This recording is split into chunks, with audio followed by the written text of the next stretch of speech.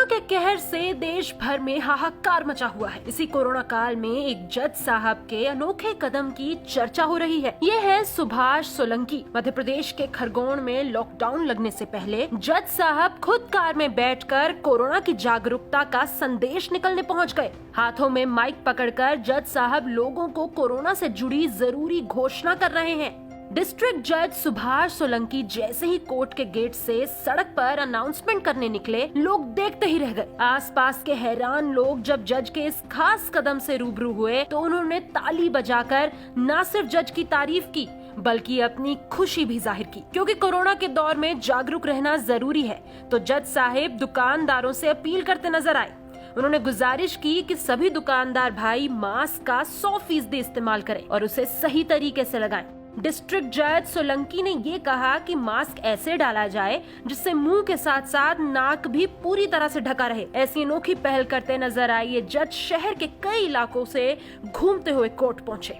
बिहार के सुपौल में अपनी प्रेमिका को पाने के लिए प्रेमी ने शोले फिल्म का रील नहीं रियल रोल कर दिखाया है। इस शख्स ने मशहूर फिल्म को अपनी जिंदगी में ही उतार दिया। देखिए इस शख्स को कैसे टंकी पर चढ़कर नाटक कर रहा है। ये युवक पानी की टंकी पर चढ़कर पूरे 12 घंटे के लिए हाई वोल्टेज ड्रामा करता रहा। चलिए आपको पूरे मामले के बारे में बताते हैं। मामला निर्मली अनुमंडल मुख्यालय का है, जहां रात 8 बजे एक युवक प्रेमिका से शादी कराने की मांग को लेकर पानी की टंकी पर चढ़कर आत्महत्या की धमकी देने लगा। खूब हो हल्ला भी हुआ। वहां मौजूद प्रशासन लगातार युवक को नीचे आने की गुहार लगाती रही। यहाँ तक कि युवक को शादी करवाने का आश्वासन भी दिया, लेकिन युवक ने किसी की एक न सुनी।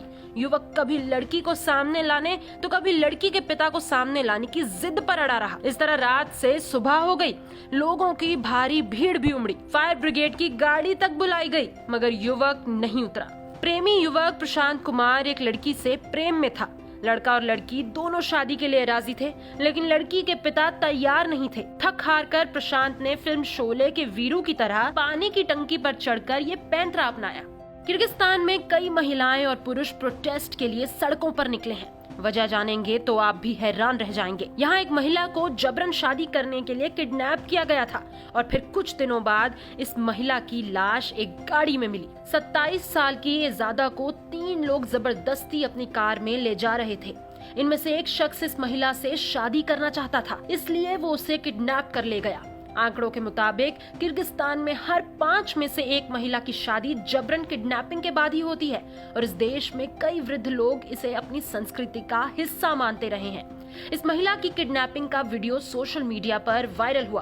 पुलिस आज तक इस कार को ट्रैक नहीं कर पाई और कुछ दिन बाद इस महिला की बॉडी एक दूसरी कार में मिली। जैसे ही एक शख्स को कार की सूचना मिली, उसने पुलिस को इसकी जानकारी दी। इस महिला के साथ ही यंग किडनैपर की भी बॉडी पाई गई है।